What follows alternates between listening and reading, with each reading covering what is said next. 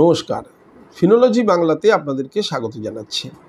আস্তে আস্তে আপনারা সবাই ট্রেডিং ভিউ বাংলা থেকে অনেকেই ফিনোলজি বাংলা চ্যানেলটাকে সাবস্ক্রাইব করেছেন এবং অনেকে এখনও পর্যন্ত সাবস্ক্রাইব করে উঠতে পারে। এখানে ভিডিও দেওয়ার একটাই উদ্দেশ্য, এত কিছু চার্ট দেখিয়ে তার মধ্যে থেকে আপনাদেরকে ছোট ছোট জিনিসগুলোকে বোঝাতে গিয়ে আপনাদেরও ধৈর্য চলে যায়, তার সঙ্গে সঙ্গে আমি যখন বোঝাই ভিডিওটা অনেক বেশি বড় হয়ে যায়। সেই জন্য এই ভিডিওতে আমি চেষ্টা করি যে কত সহজ সরলভাবে আপনাদের সামনে উপস্থাপন করতে, যে আপনারা যাতে সেই জিনিসটা বুঝতে পারেন। আর আজকের ভিডিওতে অন্য দিনের মতো আরও একটা এডুকেশনাল ভিডিও বা নলেজেবল ভিডিও আপনাদের সামনে নিয়ে হাজির করেছি। আজকের ভিডিওটা হচ্ছে যে সাবজেক্টের উপরে, সেটা হলো আপনি কোনো স্টকে কেনার আগে কী কী জিনিস আপনাকে নজর রাখতে হবে বা সঠিকভাবে স্টক নির্বাচন করার প্রক্রিয়াটা কী। আমরা যে ভুলগুলো প্রতিনিয়ত করে চলেছি, আমরা ম্যাক্সিমাম ইনভেস্টর আছি যারা মানুষের কথায় স্টক কিনি, মানুষের কথায় স্টক বেচি এবং অধিক কোয়ান্টিটিতে কিনতে যাই, যে আমার এতগুলো কোয়ান্টিটি দরকার। এই ভিডিওটা স্পেশালি আমি বানিয়েছি কারণ আমি ট্রেডিং ভিউ বাংলাতে দেখেছি প্রচুর মানুষের এমন স্টক অ্যানালিসিস করতে গিয়ে যারা অল্প দামের অনেক কোয়ান্টিটি কিনে রেখেছেন। আমি সেখানেই আপত্তি করি এবং সেই জন্যই এই ভিডিওটা বানানো। স্টক নির্বাচন কি করে করবেন। স্টক নির্বাচনটা আপনাদের বড্ড তাড়াহুড়োর মাধ্যম দিয়ে হয় এবং কোনো কিছু প্রোটোকল মেনটেন না করেই হয়। প্রথমেই আপনাকে জানতে হবে যে আমি যে স্টকটা নির্বাচন করতে যাচ্ছি আমার টাইম হরাইজনাল কী আছে, যে আমি কতদিনের জন্য রাখবো, লং টার্মের জন্য রাখবো না সুইং ট্রেড করবো। আপাতত আমরা নর্মালি মোটামুটি ইনভেস্টমেন্টে এই দুটোই জানি। এরপরে অনেক কিছু আছে যেগুলো নিয়ে আমরা মাথা ঘামাই না, ঘামানোর দরকার নেই, ছেড়ে দিন। হয় লং টার্ম নয় সুইং ট্রেড করবো। সুইং মানে শর্ট টার্মও বলতে পারি আমি সেটাকে। তো এই দু ধরনের স্টকই তো আমাকে নির্বাচন করতে হবে, কিংবা আরও একটু যদি রিস্কের জোনে যাই তাহলে ইন্টারডে করব। এই তিনটে জিনিস আমরা জানি।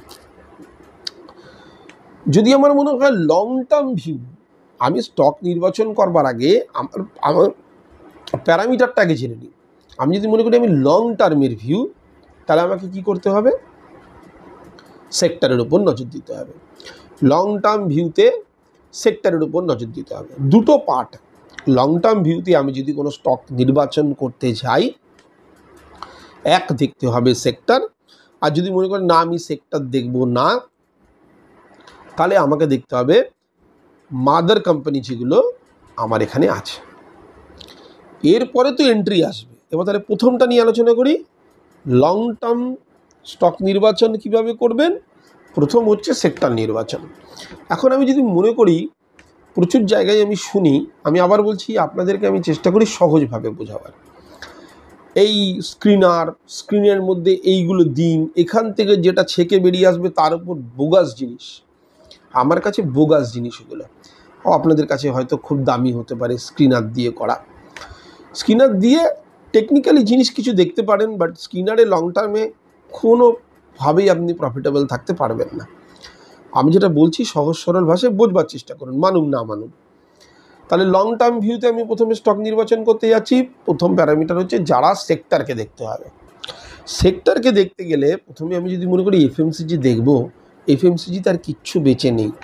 দ্বিতীয় যদি আমি মনে করি টেলিকমিউনিকেশান দেখব, কিচ্ছু বেঁচে নেই। তৃতীয় যদি মনে করি আমি অটো সেক্টর দেখব, কিচ্ছু বেঁচে নেই। কী হবে, কোনো একটা অটো কোম্পানি আজকে মার্কেটে নতুন গাড়ি লঞ্চ করবে, কিছু মানুষের পছন্দ হবে, কিনবে, স্টকটা 10% ভাগবে, উপরের দিকে ছুটবে, 10% ছুটে গেল, যেই 6 মাস পরে তার সেল ডাউন, আবার 5% পিছিয়ে আসবে। তো এই 5% করে গ্রোথ নিয়ে নিয়ে লং টার্মে গিয়ে আপনি আপনার সময় ছাড়া কিচ্ছু নষ্ট করবেন না। ক্লিয়ার হয়ে গেল? তাহলে লং টাইমে আমাকে দেখতে হবে সেক্টর। সেক্টর মানে ইভি সেক্টর, সেমিকন্ডাক্টর সেক্টর, দেখতে হবে ফিনান্সিয়াল সেক্টর, এরকম আরও সেক্টর, ভবিষ্যৎ রিনিউয়েবল এনার্জি, এরকম কিছু সেক্টর আছে যেগুলো আমার আগামী দিনে কিছু পরিকল্পনা, ডিফেন্স সেক্টর, কিছু পরিকল্পনা নিচ্ছে গভর্নমেন্ট যে এটা করা যাবে না, সেই সেক্টরের উপরে আমাকে দেখতে হবে। এবার যখনই আপনি সেক্টর নির্বাচন করলেন, ধরুন আপনি মনে করলেন কোন একটা সেক্টর, ডিফেন্স সেক্টরটা আমি নির্বাচন করলাম। ডিফেন্স সেক্টর মানেই আপনি যে কোনো স্টকে ঢুকতে পারেন না। ডিফেন্স সেক্টর মানে বা আপনি যেমন রিনিউয়েবল এনার্জি সেক্টর মানেই আপনি যে কোনো স্টকে ঢুকতে পারেন না। প্রচুর ছোটোখাটো কোম্পানি রিনিউয়েবল এনার্জিতে আসতেই পারে।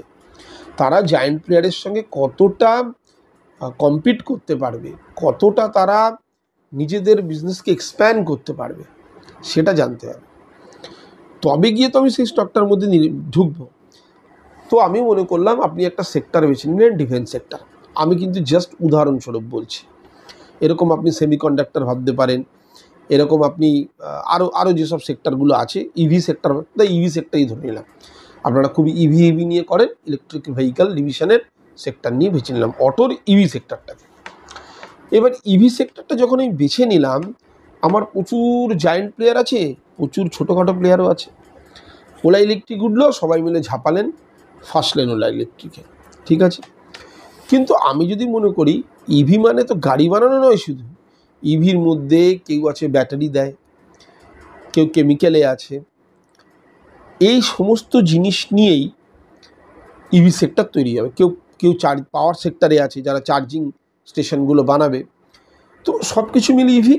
সব কটা থেকে আমি কিং কোম্পানিগুলোকে যদি তুলি, বেটার কোম্পানিগুলোকে, সেক্টর ভালো দেখলাম, এবার কিং দেখলাম সেই সেক্টরের কী আছে, তাকে দেখবো ফান্ডামেন্টালি ঠিক আছে কিনা। টেকনিক্যাল আমি দেখবো না, যেহেতু লং টার্ম ভিউ তো আমার, ফান্ডামেন্টালি ঠিক দেখবো। ফান্ডামেন্টালি ঠিক আছে, তার সঙ্গে সঙ্গে কোম্পানির মধ্যে ডেপ যা আছে দেখে নিলাম, তবে গিয়ে আমি সেই স্টকটাকে নির্বাচন করতে পারবো লং টার্ম ভিউতে। এবার অনেকে আমাকে বলতে পারেন লং টার্ম ভিউয়ের আমি আর একটা প্যারামিটার রেখেছিলাম, যে যারা সেক্টর দেখবেন না।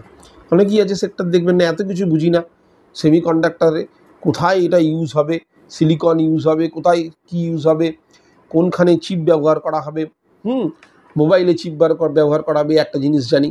দেখা গেল যে এয়ারফোর্স যাচ্ছে, তাদের যে এয়ারক্রাফট, সেইখানে যে ইউজ করা হচ্ছে মিসাইল দেওয়ার জন্য, সেখানে সেমিকন্ডাক্টর ইউজ করা হচ্ছে, ঠিক আছে। তো আমরা এত কিছু ডিটেল জানতে রাজি নই। তাহলে বড় বড় স্টকগুলোকে দেখুন, মাদার কোম্পানিগুলো কী আছে। যেমন ধরুন ব্যাংকিং সেক্টরে এইচডিএফসি ব্যাংক, অয়েল রিফাইনারিজ এক্সপ্লোরেশনে রিলায়েন্স, এরকম দিগ্গজ স্টকগুলোকে লিখে ফেলেন চট করে। যেই লিখে ফেললেন আর মনে মনে ভেবে রাখলেন যে তখনই ইনভেস্ট করব যখন মার্কেট কোলাপস করবে। কত পার্সেন্ট কোলাপস? কম করে 5% করুক। 5% কোলাপস করলে সবগুলো চলে আসবে 5% নিচে, তখন আমি স্টক নির্বাচন করব লং টার্মের জন্য। দুটো জিনিস বলে দিলাম স্টক নির্বাচনের জন্য। এক হচ্ছে সেক্টরে দেখুন, সেক্টরের কিংগুলোকে নিয়ে আসুন। যদি মনে করেন অত সেক্টর বুঝি না, তাহলে মাদার কোম্পানিগুলোকে চুজ করুন, যেগুলো ব্লু চিপ বা লার্জ ক্যাপ, তার যখন তারা পড়ছে সেই সময় তাকে ইনভেস্ট করুন। এইবার আসবে আপনার সুইং ট্রেড।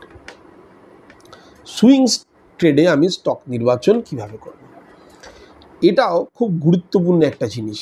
সুইং ট্রেডে স্টক নির্বাচন মানে হচ্ছে আমাকে মাথায় ঢুকিয়ে রাখতে হবে যে আমি এটা কতদিনের জন্য কিনেছি।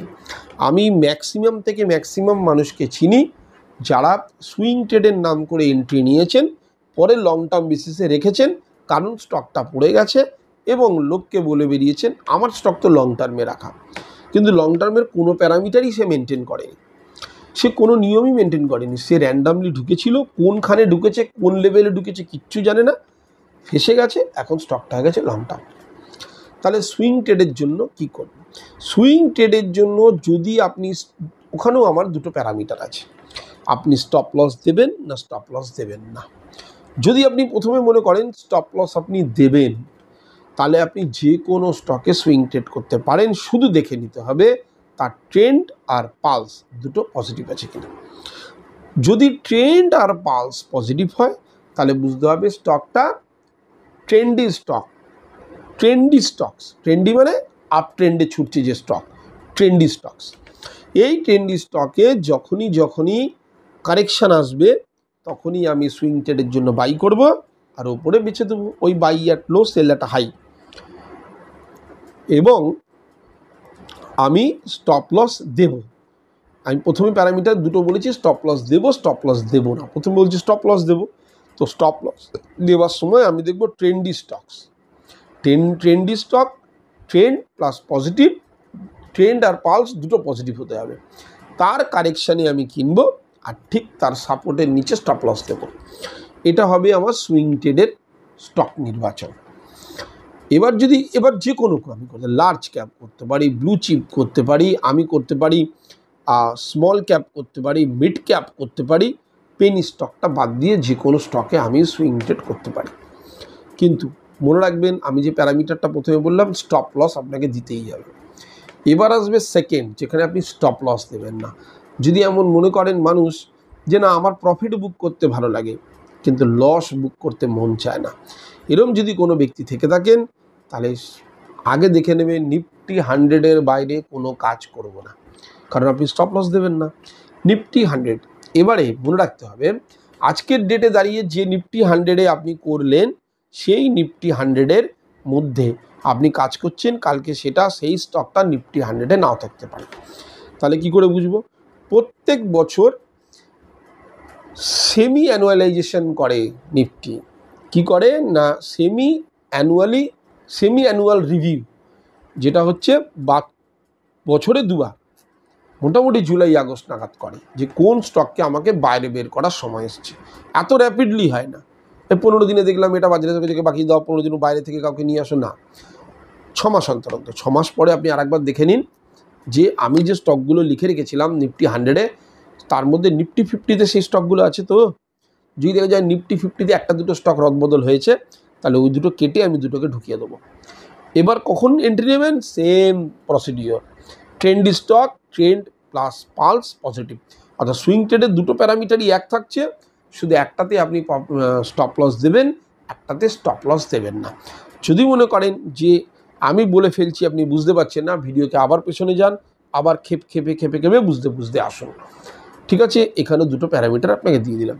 ইন্টারডে যখন করবেন, এটা কিন্তু খুব সেন্সিটিভ একটা স্টক নির্বাচন করতে হবে, এখানে খুব বুঝে শুনে। ইন্ট্রাডেতে সবসময় দেখতে হবে আপনি যে স্টকে যাচ্ছেন সেই স্টকে লিকুইডিটি কী আছে, কম করে ভলিউম চেক করে নিন, আজকের দিনে কত ট্রেড হচ্ছে।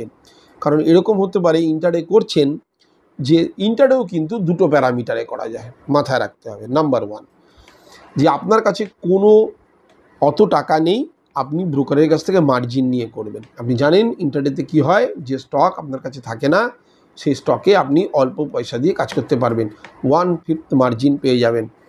সুতরাং আপনি যদি 1 ভাগ দেন, বাকি 4 ভাগ কিন্তু ব্রোকার আপনাকে দিয়ে দেবে। কিভাবে দেবে? কারণ ব্রোকারের কাছে প্রচুর এরকম ইনভেস্টার আছে যাদের কাছে ওই কোম্পানির শেয়ার কেনা আছে, যেটাতে আপনি কাজ করতে চাইছেন। সব কোম্পানির শেয়ারে কিন্তু ইন্টারডে করা যায় না। নর্মালি যেসব স্টকগুলোতে অপশান ট্রেডিং করা হয়, সেটা দিয়ে কিন্তু ইন্টারডে করা যায়। এবার দেখা গেল যে আপনি যে স্টকটা আপনার কাছে নেই, ব্রোকার আপনাকে বলল একই দিনের মধ্যে আমি দিচ্ছি, স্কোয়ার অফ একই দিনে করে দেবো, তাহলে আপনি এটাতে কাজ করতে পারেন। কি দেখবেন? প্রথমত দেখবেন লিকুইডিটি ভালো কিনা, আর আজকের ডেটে বেশি ভলিউম আসছে কিনা। যদি ভলিউম ঠিক থাকে, তাহলে ওই টাইম ফ্রেমটা চেঞ্জ করে দেবেন, দিয়ে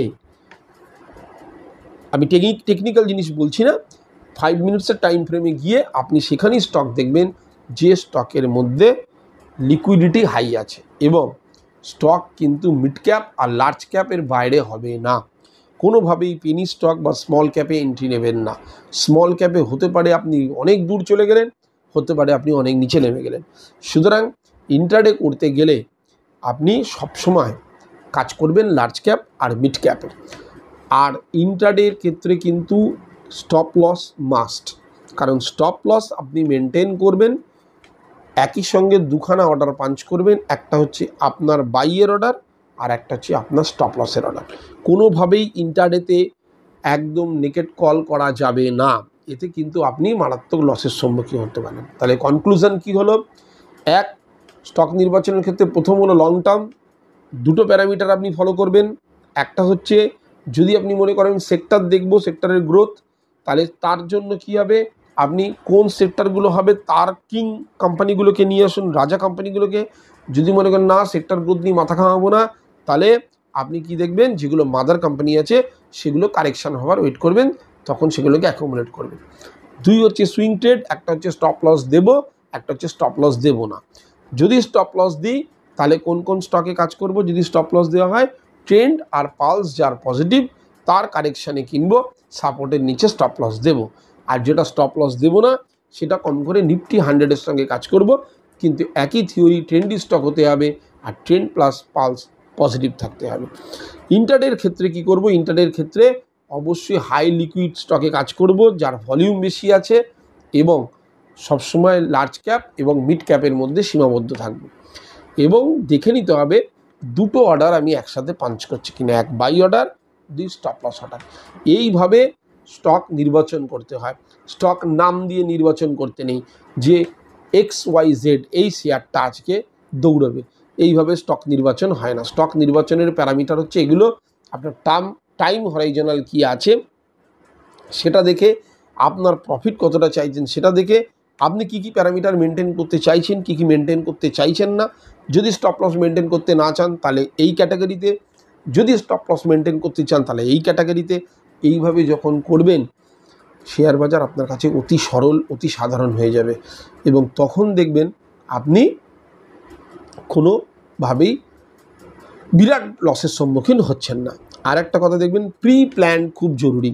আপনি যদি মনে করেন 9টা-15 মার্কেট খুলছে আর 9টা থেকে এসে আপনি বইয়ের পাতা উল্টাবেন বা স্টক এর ব্রোকারের ওয়াচ লিস্ট খুলবেন কোনখানে কোন স্টক নির্বাচন করা যায়, তাহলে আপনি গাড্ডায় পড়বেন, অগাধ লসের সম্মুখীন হবেন। সবথেকে বড় বিষয় প্রি প্ল্যান। আগের দিন প্ল্যান করুন, কম করে 15 মিনিটে বসুন যে আমি এইভাবে কাজ করব, পরের দিনে আমি দেখছি এই স্টক নির্বাচন করাটা ঠিক হবে এই ফরম্যাটে, লং টার্মে কোনটা, সুইং ট্রেডে কোনটা ইন্ট্রাডেতে, দিন পরের দিন সেখানে এন্ট্রি নেওয়ার কথা ভাবুন, কারণ আগের দিনই আপনি প্রি প্ল্যান করে রেখেছেন। আজকের জন্য এতটুকুই। আশা করি স্টক নির্বাচন, সঠিকভাবে স্টক নির্বাচনের এই প্রক্রিয়াটা আপনারা বুঝতে পেরেছেন। না বুঝে থাকলে বারবার রিপিটেডলি দেখুন ভিডিওটা, বুঝতে পেরে যাবেন। কারণ আমি এই চ্যানেলের মাধ্যমে যে নলেজেবল ভিডিওগুলো শেয়ার করি সেগুলো করি অনেক সাধারণ এবং সহজভাবে। আজকের জন্য এতটুকুই। পুরো ভিডিওটা দেখার জন্য অসংখ্য ধন্যবাদ। ভালো থাকবেন। নমস্কার।